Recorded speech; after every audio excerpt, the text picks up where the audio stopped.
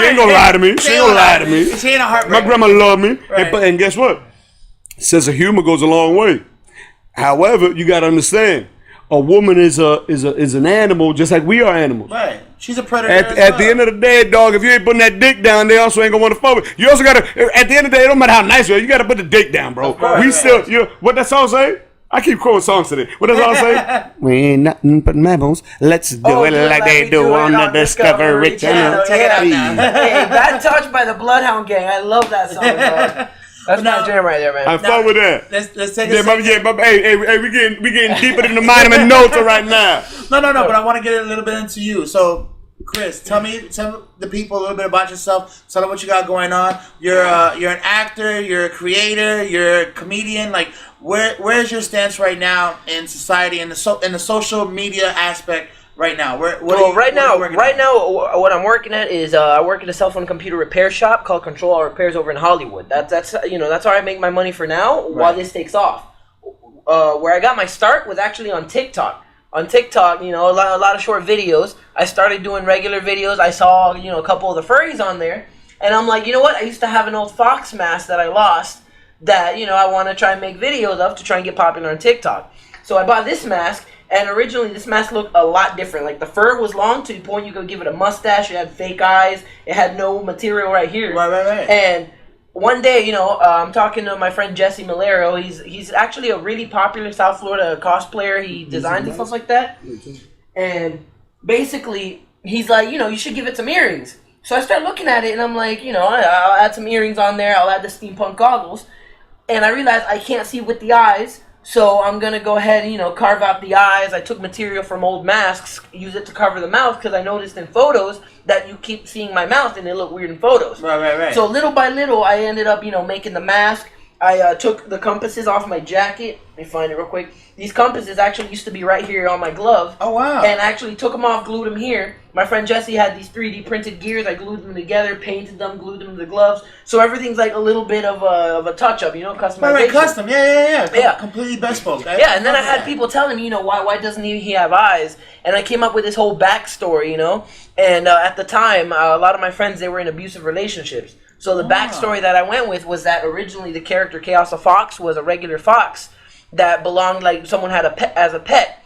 One day, mommy and daddy start fighting, getting physical, and he's trying to protect mommy because mommy's not doing anything wrong. Right. Dad's drunk, grabs the fox, slams him into the wall, tells him, you need to watch where you're looking, keep your eyes on your own business. Takes his thumb, stick him in his eyes to scratch his eyes out, throws him against the wall. Right. Takes him off to dump him off at some animal lab, thinking he's going to be tested on his stuff. Lab turns out to be an animal rescue place.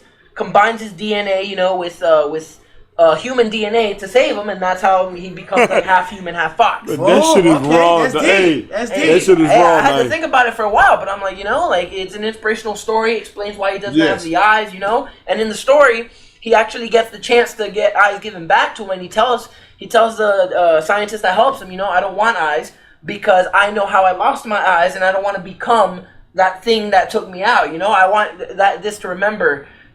Always show respect to women. And that's actually why I chose steampunk as well. Because the steampunk era was the day when back then men had to wear suits. They had to impress women by taking them out. It had to be classy. It wasn't no Jordans. It was a nice suit, talking romantically to a lady, bring her flowers. That steampunk age where you had to actually be a gentleman. Hold on. Hey, what's wrong with Jordans, though? Hold on, dog. Saying, like, Michael Jeffrey Jordan. No, Jordans are stylish, but nowadays you got a good pair of Jordans and a woman's like, I'll get in your car. Right. Back then, you if you wear a good pair of Jordans back then, she's like, I'm listening. So we want to know then. Hold on, Mr. Steampunk. Oh, I know what question's coming. I don't think you do know. Is it a shoe-related question? Nope. Okay. My question was, how many suits do you own? Honestly, I'm not gonna lie. I only own this suit for now. Man, we got a case. We got a case of a perpetrator because I love Jordans, but you could ask this motherfucker. Oh, I got suits. Oh, I got tailored suits. No, exactly. I bet you. My grandfather instilled it. My grandfather instilled that in me because that you are correct. You gotta dress the part, and you You always gotta feel good in what you wear. And to me, I always feel good in what I wear. However, when I wear the suit, I like it more because it's almost like it's almost like a presence to it. Like, you know what I'm saying? Because exactly. You walk in, people notice. But the whole thing isn't just about wearing the suit. It's that the suit inspires classiness. You don't see a lot of people do crazy stuff in a suit. You know, you don't see a guy walk into a strip club in a suit and like immediately start smacking people's asses. For the record, he's like, you know, I got money. Come give me a dance. For the record, you must have never heard about Al Capone. No, of course, Al Capone. John Gotti. That's what I'm saying. Paul Castellano. No, even them, they had class to them though. They weren't just like, yo, ho, come here. They were like, hey, man, you want to come here and, you know, treat a king like a king? Hey,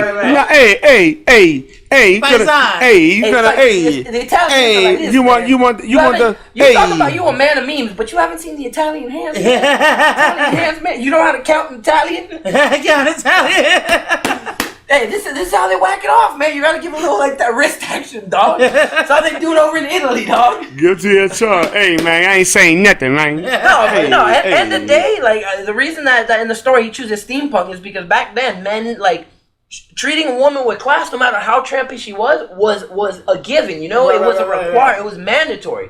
Nowadays, you don't see a lot of men like treat women with like the respect they did back then. There's some out there that do. Right. But you ever go to like a club or something? Like I miss the old style club where you have the band playing. You know, you can meet someone at a bar, be like, you know, let's go out grab a drink. Right. But nowadays it's like, oh, she's in a nice dress, she's shaking it. Let me just go up to her, ask her if it's okay for me to put my hands on her ass. Back then, you had to get to know her first. Yeah, you had to approach her. Yeah. Like it's all said and good to buy like a movie or a DVD off the box cover, but if you don't know what kind of content you're getting.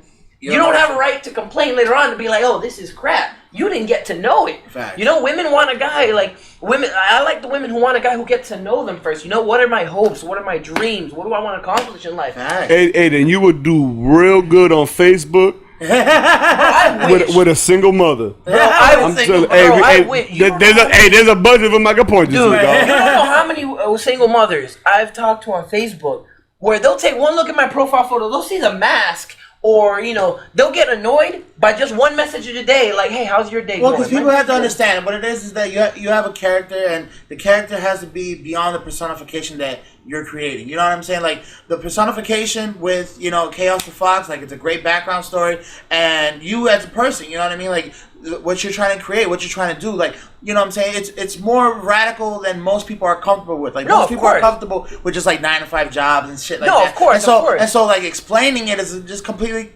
different. You know what I'm saying? Like, I can see you definitely, like, killing it at, like, a Comic-Con. Oh, absolutely. Bro, like, how do you feel about, like, all these big events like being canceled? Dude, I mean, you got Comic-Con, you got Ultra. It's crazy, man. Like Florida SuperCon. So what happened was that Florida SuperCon is always July, I think, like 1st, 2nd, 3rd, and 4th. And this year, Otaku Fest decided to go in July. Right. So Florida SuperCon, you know, decided to be respectful and be like, you know, we'll do ours in May. But now they've postponed it all the way till July. So now people got to make a choice between Otaku Fest and Florida SuperCon. And that breaks my heart, man, because Florida SuperCon has been several years.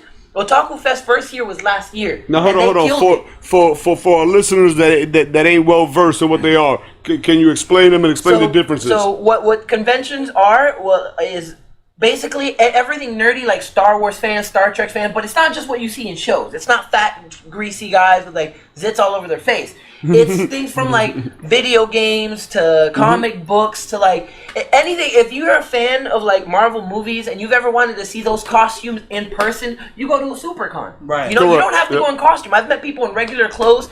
I met a guy at SuperCon. He made the actual Superman outfit like out of full carbon, dude. Like you can see the threads and everything. I don't know him personally, but I've met him at like 4 or 5 cons. Guy spent about $6,800 on the actual Deadpool suit. The full real leather suit, the eye panels come off and everything.